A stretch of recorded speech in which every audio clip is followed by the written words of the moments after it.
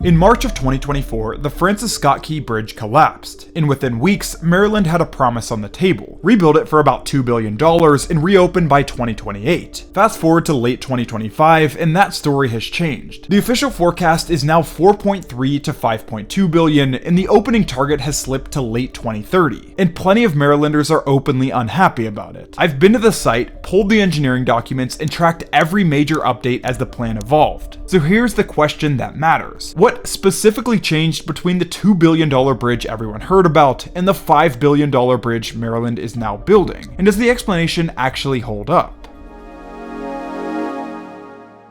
In the immediate aftermath of the collapse, Maryland officials released a preliminary cost estimate in the $1.7 to $1.9 billion range. This rough figure was announced in early April 2024, within 2 weeks of the incident, as part of an urgent timeline to replace the bridge by fall 2028. The timing of this estimate was deliberate. It was needed almost immediately to support requests for federal emergency funding and to instill public confidence that a replacement plan was underway. Maryland's state leaders were under pressure to demonstrate momentum, and the roughly $2 billion estimate served as a planning placeholder for budget allocations and funding commitments. By officials' own admission, the initial estimate was extremely preliminary and came with major limitations. It was formulated with virtually no detailed engineering. The number was derived from analogies to similar bridge projects and rough unit costs, essentially an order of magnitude assessment. That doesn't mean Maryland gets a free pass. If a preliminary number ends up potentially $3 billion short, it's a credibility hit, and it feels like a bait and switch to anyone who is tracking the project in real time, like I was. A big part of why the early figures sounded plausible was the way the rebuild was discussed: accelerated federal approvals, emergency authorities, and a general sense that red tape had been cleared so the job could move fast and stay contained. Whatever that narrative was, it doesn't hold up against the updated forecast. So instead of debating the optics, the useful question is as follows: what changed in scope, standards, and design that more than doubled the cost of this bridge?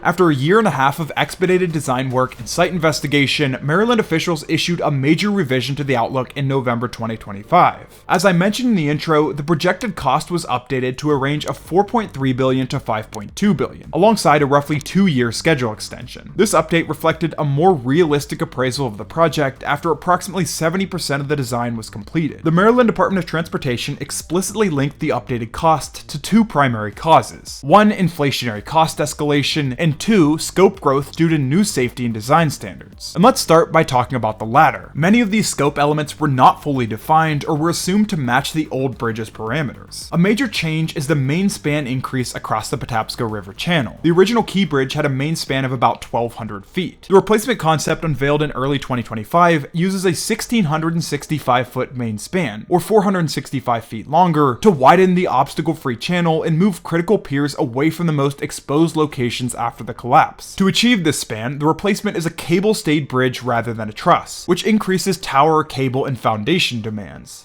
Vertical clearance is increasing from roughly 185 feet to 230 feet over the channel. That higher deck drives 600-foot towers, longer approaches, and a total bridge length that's around half a mile longer than the one it replaces. These geometry shifts increase structural quantities, marine construction complexity, and overall cost. But part of the cost increase was learning just how large the pier protection system had to be. At the main piers, the overall footprint is intentionally large, roughly 208 feet wide and about 374 feet long. So each of these 2 systems are larger than the nearby Ravens playing field. Inside that perimeter, the tower foundations sit with a deliberate standoff distance of about 10 feet to the inside face of the protection system. That gap is there so the protection can take load and deform without immediately transferring the full force into the tower foundation. Hopefully this would never happen again, but if a potential vessel contact happens at the exterior rub line, the force is collected by this massive concrete pile cap, and that cap spreads the load into a dense group of concrete-filled steel pipe piles and down into the riverbed. The point is to take a concentrated impact and distribute it into a lot of foundation capacity before the bridge's primary foundations are meaningfully engaged. But subsurface investigations revealed very poor soil conditions in certain areas. In mid-2025, officials disclosed that the riverbed under the planned alignment was almost like soup, with 60 to 70 feet of very loose, soft sediments overlaying the hard bearing layer. This means that the piles may need to be driven deeper than expected, and load testing, which is going on at the time of this video's recording, is being used to determine this.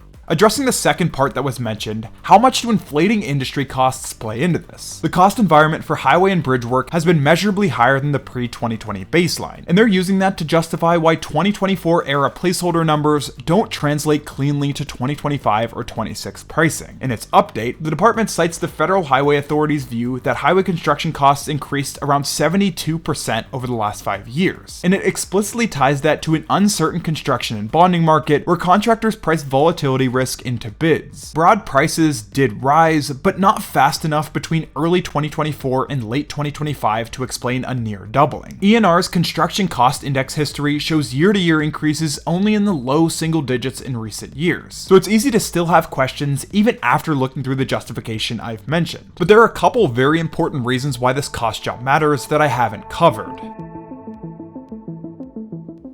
When the forecast moves from roughly $2 to $5 billion, it changes the mechanics of financing. Federal emergency relief money is reimbursement driven. Maryland still has to pay invoices up front, then document costs to get those reimbursements. The bigger the total, the more cash the state has to bridge early, and the higher the timing risk if reimbursements lag actual spending. MDTA's June 2025 report said $111 million had been spent as of April 2025, and noted that non-federal sources, potentially toll revenue bonds and insurance, may be used initially until federal reimbursement is received. Insurance helps, but its impact shrinks as the total rises. Reporting in 2024 indicated bridge insurer Chubb finalized a $350 million payment to the state tied to the collapse. On the ship side, the realistic answer is still uncertain. The ship interests, Grace Ocean and Synergy Marine, filed a limitation of liability action, as discussed in the last video. If limitation is granted, the available pot is going to be minuscule compared to the multi-billion-dollar cost, with reports showing numbers south of 50 million. In theory, if limitation is denied, exposure can expand into the billions once you include infrastructure damages, business interruption, and wrongful death claims. It's too early to put hard numbers on what gets recovered, but the higher the rebuild cost goes, the more those outcomes matter. And there's another reason Marylanders should be concerned. A far larger project is already looming on the horizon. The Chesapeake Bay Bridge replacement is being discussed in the $15 to $18 billion range. So the key bridge jump isn't just a one-off. It's a preview of how quickly a Maryland megaproject can reprice once the actual engineering shows up. Back to the Key Bridge, the US Department of Transportation Secretary has publicly emphasized tighter oversight, questioning the same thing that I attempted to answer, how the estimate moved up as high as it did. But just to reiterate, the project still sits within the emergency relief framework, and recent federal legislation provides a 100% share for most things tied to the bridge loss. So it's less about whether support exists and more about how rigorously it's managed and justified. A useful cost comparator is the Gordie Howe International Bridge between Detroit and Windsor, a new 6-lane cable-stayed crossing that also includes a major shared use path and 2 large ports of entry with inspection plazas and freeway connections. Essentially an entire border crossing program. Expected to open within the next few months, its total cost was $4.8 billion US. By contrast, the Key Bridge is only a 4-lane span and lacks those extensive landside facilities. Many argue taxpayers are therefore paying potentially more than the price of a full international crossing while receiving a substantially smaller infrastructure package in return. The project design was approximately 70% complete as of late 2025 and is likely nearing finalization. From 2026 to 2027, work will concentrate on deep foundations, main tower piers, and the large pier protection fender systems, then shifts into superstructure erection once towers and approach piers are in place. The main span is expected to close around 2028 or 29, followed by deck and finishing work through the next year, with testing, commissioning, and an opening in late 2030. I'm Josh, this is BuildCore, thanks for watching.